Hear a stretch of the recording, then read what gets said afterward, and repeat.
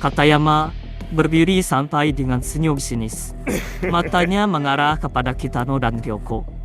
Ia bertanya dengan nada meledek, apakah lawannya kali ini cukup kuat? Ryoko mendengus kesal, lalu melepaskan kunciannya dari Kitano. Seharusnya pertarungan kita sudah berakhir kemarin. Dasar orang yang menyebalkan, ucap Ryoko sambil menatap Katayama dengan tajam. Kitano yang akhirnya bebas dari cengkeraman Ryoko menghela napas lega meskipun lengannya masih terasa sakit. Katayama menjelaskan bahwa itu sifat alaminya, menjadi orang yang menyebalkan. Dia akan terus bertarung sampai dirinya benar-benar menang. Kitano yang baru menyadari kehadiran Katayama dan anak buahnya tampak kebingungan. Pikirannya dipenuhi pertanyaan, tetapi nalurinya segera memberitahu bahwa situasi ini berbahaya. Tanpa peringatan, Katayama mengayunkan pedang kayunya dengan keras ke arah Ryoko. Namun dengan gesit, Ryoko berhasil menghindarinya. Serangan Katayama tidak berhenti di situ. Ia terus menyerang dengan serangkaian ayunan membabi buta. Tetapi Ryoko kembali menunjukkan refleks cepatnya dengan merunduk untuk menghindar. Katayama terkejut saat mendapati Ryoko tiba-tiba menghilang dari pandangannya. Anak buahnya segera berteriak, memberitahu bahwa Ryoko berada tepat di bawahnya. Ryoko menyadari celah dalam posisi Katayama dan tidak menyia-nyiakan kesempatan.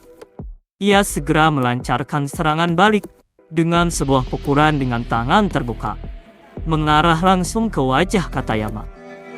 Namun sayangnya, pukulan itu meleset. Katayama yang cukup terkejut dengan sigap mundur ke belakang, mengatur ulang posisinya. Katayama cukup kaget dengan serangan Ryoko yang nyaris mengenai wajahnya. Ia mengakui bahwa jika serangan itu berhasil menolak mengenainya, kemungkinan besar ia sudah tak mampu berdiri lagi. Ada sedikit kekaguman dalam suaranya saat memuji kekuatan Ryoko.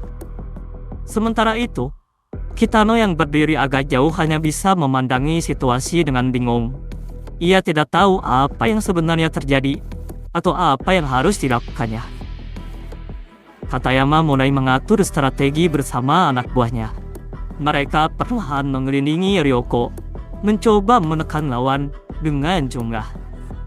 Dengan nada sombong, Katayama menyindir, bertanya, apakah seni bela diri Ryoko juga mengajarkan bagaimana menghadapi 3 orang sekaligus? Ryoko tidak menjawab, hanya berdiri diam dengan tatapan tajam, menunggu langkah pertama dari mereka. Dengan aba-aba dari Katayama, mereka bertiga menyerang Ryoko secara bersamaan. Ryoko dengan sigap menyiko salah satu anak buah Katayama, membuatnya terhuyung ke belakang. Ia melanjutkan serangan dengan tendangan ke arah anak buah lainnya. Tetapi tendangan itu berhasil ditahan, membuat posisinya sedikit terbuka. Di tengah situasi itu, Katayama melihat peluang dan langsung menyerang Ryoko dari belakang dengan pedang kayunya. Ryoko menyadari serangan itu terlalu cepat untuk bisa dihindari. Ia hanya bisa pasrah, mempersiapkan diri untuk menerima pukulan tersebut. Namun langkah Katayama terhenti. Ia terkejut ketika melihat Kitano tiba-tiba berdiri di hadapannya, tanpa suara, tepat di jalur serangannya. Kitano melebarkan lengannya, membuat gestur yang tampak seperti tanda untuk menghentikan perkelahian. Dengan suara lantang namun nada yang tak jelas, ia berteriak sesuatu yang maksudnya adalah untuk menghentikan pertarungan. Ia mencoba menyampaikan bahwa sebagai sesama manusia, kita semua bersaudara dan seharusnya hidup rukun. Semua orang di sekitar, termasuk Katayama, Ryoko dan anak buah Katayama seketika terdiam. Fokus mereka kini tertuju pada Kitano yang tiba-tiba muncul di tengah situasi itu dan melontarkan seruan yang tidak mereka duga. Melihat perhatian semua orang teralihkan oleh Kitano, Ryoko segera memanfaatkan momen tersebut. Dengan gerakan cepat, ia melayangkan tendangan kuat ke arah salah satu anak buah Katayama. diikuti dengan serangan siku yang tepat mengenai dagunya. Serangan itu cukup telak, membuat anak buah Katayama langsung terjatuh ke tanah dan tak mampu bangkit lagi. Katayama yang marah melihat anak buahnya tumbang, segera maju dengan niat menyerang Ryoko. Namun, Kitano yang tak menyadari situasi sebenarnya juga berbalik badan untuk mencoba menerai pertarungan. Tanpa sengaja, siku Kitano menghantam kepala Katayama dengan keras saat ia berbalik. Benturan itu membuat Katayama terhuyung sebelum akhirnya terduduk di tanah. Keheningan sejenak meliputi suasana. Semua orang terkejut dengan kejadian yang tidak terduga itu. Kitano yang panik langsung meminta maaf dengan nada tergesa-gesa. Namun Katayama yang masih marah segera bangkit dengan nada penuh emosi. Katayama mempertanyakan tindakan Kitano, bertanya apakah dia ada di pihak Ryoko. Sambil mengancam, Katayama menegaskan jika benar begitu, Kitano juga akan dibuat habis olehnya. Ketika Kitano hendak menjawab, Ryoko dengan cepat memotong pembicaraan. Ia menegaskan bahwa Kitano tidak ada hubungan dengannya. Namun ia juga menyindir bahwa Katayama tak akan bisa mengalahkannya. Ryoko menyebut bahwa tidak seperti Katayama. Kekuatan dari Guardian Hekiko, Kitano Seiichiro adalah hal yang nyata. Katayama tertawa terkekeh, merasa baru saja menemukan sesuatu yang menarik. Ia kini sadar bahwa Kitano, orang yang berdiri di depannya, adalah sosok yang pernah mengalahkan Kojima. Bagi Katayama, ini adalah kesempatan yang sangat menyenangkan. Dengan penuh semangat, ia menyatakan niatnya untuk mengalahkan mereka berdua sekaligus. Kitano yang mendengar perkataan Katayama hanya berdiri kebingungan. Dari sudut pandangnya, ia tidak pernah merasa telah mengalahkan siapapun sebelumnya. Segala hal yang terjadi tampak seperti kesalahpahaman yang besar. Namun, sebelum ia sempat mengatakan apa-apa, Ryoko berbicara dengan nada tegas. Ia meminta maaf karena harus mengatakan ini salah apa yang Kitano lakukan untuk menyelamatkannya. Dengan nada penuh keyakinan, ia memohon agar Kitano tidak ikut campur. Ia bertekad menghadapi Katayama dalam pertarungan 1-1. Tanpa membuang waktu, Ryoko segera mengambil posisi bertarung, siap menghadapi lawannya. Katayama merenung sejenak, menyadari bahwa setiap kali ia menyerang lebih dingin, gadis itu selalu berhasil membalikkan keadaan. Kali ini, ia memutuskan untuk bersikap defensif. Menunggu Ryoko menyerang lebih dulu, ia yakin bahwa strategi ini akan memberinya peluang untuk menang. Ryoko tanpa ragu segera maju dengan cepat, melancarkan sebuah tendangan ke arah Katayama. Melihat serangan itu datang, Katayama yang sudah waspada segera mengayunkan pedang kayunya, berniat menghalau serangan sekaligus menyakiti kakinya sebagai bentuk perlawanan. Namun, tepat sebelum pedang kayunya mengenainya, arah tendangan Ryoko tiba-tiba berubah. Kakinya bergerak ke atas dengan kecepatan dan presisi yang mengejutkan, langsung menuju kepala Katayama. Terkejut dan tak sempat bereaksi, Katayama hanya bisa menerima serangan telak itu. Tendangan Ryoko menghantam kepala Katayama dengan keras, membuatnya terjatuh ke belakang. Tubuhnya ambruk ke tanah dan seketika tak sadarkan diri, menunjukkan akhir dari pertarungan tersebut. Kitano berdiri terpaku, tak mampu berkata apa-apa melihat bagaimana Ryoko berhasil mengalahkan Katayama dengan serangan yang begitu telak. Sementara itu, kedua anak buah Katayama mulai sadar dari pingsannya. Ryoko menyadari situasi, segera berbicara dengan tegas. Ia menyatakan bahwa pertarungan telah selesai, sembari menatap tajam ke arah mereka. Anak buah Katayama terkejut ketika melihat pemimpin mereka sudah tergeletak tak berdaya di tanah. Tanpa memberi mereka banyak pilihan, Ryoko melanjutkan menyuruh mereka untuk segera membawa Katayama pergi dari tempat itu. Namun ia juga menambahkan dengan nada menantang, apakah mereka masih ingin melanjutkan pertarungan. Anak buah Katayama yang menyadari bahwa mereka tak punya peluang untuk melawan, memilih mundur. Mereka segera membopong tubuh Katayama yang tak sadarkan diri, dan pergi dengan tergesa-gesa, meninggalkan tempat itu tanpa sekata patah pun. Kitano hanya bisa terdiam, merasa bingung dengan semua yang baru saja terjadi. Ia tak bisa memahami apapun, tapi ada suatu hal yang ia yakini. Gadis itu terlihat sangat menakutkan. Dalam kepolosannya, Kitano berpikir, mungkin gadis itu adalah guardian yang mereka bicarakan sebelumnya. Ryoko menoleh, menatap Kitano dengan tajam, lalu bertanya, kenapa dia tadi menyelamatkannya. Kitano menjawab dengan gugup bahwa berkelahi itu menyakitkan dan sesama manusia adalah saudara. Ryoko tampak bingung, tapi melanjutkan. Dia berpikir semua anak berandalan itu hina dan sombong. Tapi Kitano kelihatannya berbeda. Mungkin Kitano melihat dirinya dikelilingi 3 orang lalu memutuskan untuk menyelamatkannya karena itu bertentangan dengan prinsip seni bela diri. Menurutnya, Kitano bukan berandalan biasa, tapi seorang seniman bela diri sejati yang memiliki hati yang mencintai jalan tinju. Kitano hanya diam. Wajahnya kebingungan mendengar penjelasan panjang dari Ryoko. Di tempat lain, Kuroda berjalan diiringi oleh anak buahnya. Raut wajahnya penuh percaya diri. Tujuannya jelas, menghampiri Ryoko sekali lagi. Salah satu anak buahnya mencoba menghentikannya, menyarankan agar mereka melupakan Ryoko saja. Ia menambahkan bahwa Kuroda tidak akan pernah bisa mengalahkannya dan hanya akan dipermalukan lagi seperti sebelumnya. Kuroda berhenti sejenak, lalu dengan nada tenang berkata, siapa yang bilang aku mau bertarung, bodoh? Ia melanjutkan, nada suaranya lebih lembut. Aku sadar, aku tidak bisa bertarung dengan orang yang aku cintai.